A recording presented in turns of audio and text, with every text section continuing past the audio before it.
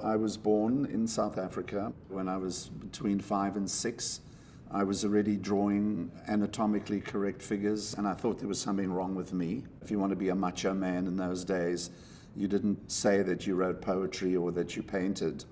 But if you played soccer and you were a jock, you were accepted. So I was 17 and drafted into one of the major teams. My father was a very well-known medical practitioner. I began studying medicine and ultimately ended up practicing mainly emergency medicine in Soweto for 3 years.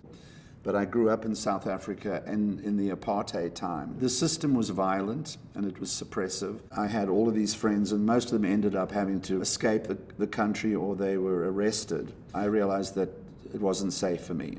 The first year that I was in New York was 1969. I started walking the streets and meeting very fascinating people and asking them to do sessions with me. I just so happened to bump into this attractive young woman who happened to be Patti Smith, and the guy that she was with, who was Robert Mapplethorpe, and then I'd bump into people from Andy Warhol's factory. It was a kind of window into, as I said, that cultural milieu of the time. I met a very well-known painter, and he said one day, the kind of work you do should be in the record business. There's a man, and his name is Bob Cato, and he's like a very famous graphic artist, and we'll set up a meeting for you. By this point, I'd put together a portfolio of about 20 images, and he completely spent minutes turning the pages. The next thing is I look at him, and there's a tear in his eye, and he said to me, I see hundreds of people, but there's something very real and very authentic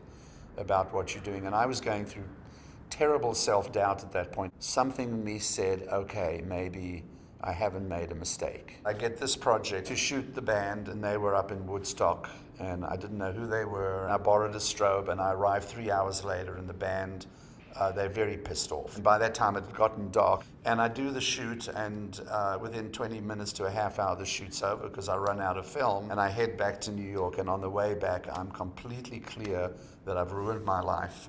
When I got to Bob's place, I was too embarrassed, so I pushed the picture under the door.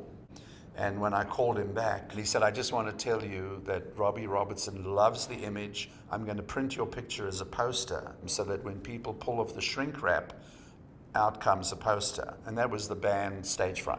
Once you have a visual ability, which I had since childhood, creating a visually interesting image was something I didn't even have to think about. What I started to understand as an artist is that I wanted to create images that had a spontaneity to them, that were vital, that were alive, and somehow touched what I would call the soul or the essence of a person.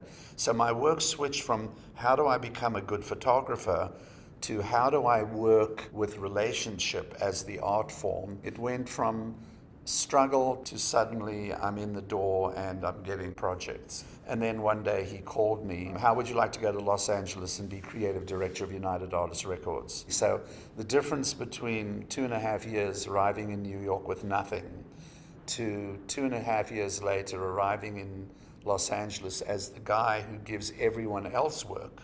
And in our first year of me running United Artists, out of 10 Grammy nominations, we had 5. I decided to stay at United Artists for 2 years. It's nice to be in an organization where you get a weekly salary.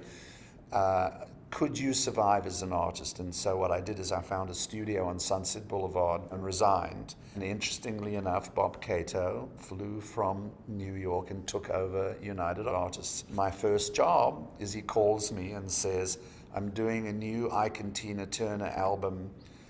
Would you shoot it for me? In 1975, I brought a film crew for the first time into a session, and I always had artists perform. So the session for me became this multi-platform experience. I'm now a photographer, I'm now a filmmaker, but what I really am is an explorer of the creative process from the inside out. And so now my sessions, there are people begging to come in. I did sessions with 250 people. I did one with 1,000 people. An agency called me and said, would you do this session with Ray Charles? So I got an electric piano and I put that out there and he arrived. I said to him at one point, are you comfortable? He says, I'm comfortable. Are you comfortable? And I realized, this guy is going to be an interesting experience. Well, we end up in this amazing conversation where he reveals himself. So we end up with him being very testy to him calling me brother. What I'm realizing, if you start to try and dominate an outcome with someone, they start feeling controlled and they become defensive and control back. I had to be the first one to step out and be the one to be vulnerable. When they let go and you have that experience with people, it's truly a very profound experience. When you look at my contact sheets, every shot is different because I'm not trying to make a photograph. I'm basically having an ongoing relationship. If you took Steve Jobs, there's not a single shot in that Steve Jobs session that looks the same. I'm firing once every second with people because I'm seeing emotions change. It was a moment where suddenly Steve went, oh, I have to show you something. And he plopped into this lotus position, put the Mac on his lap, and I got it. Suddenly, there's the moment when the person is so spontaneously present that I realize this is the epitome of an authentic moment. So, for instance, on that Carly Simon shot, she's on the floor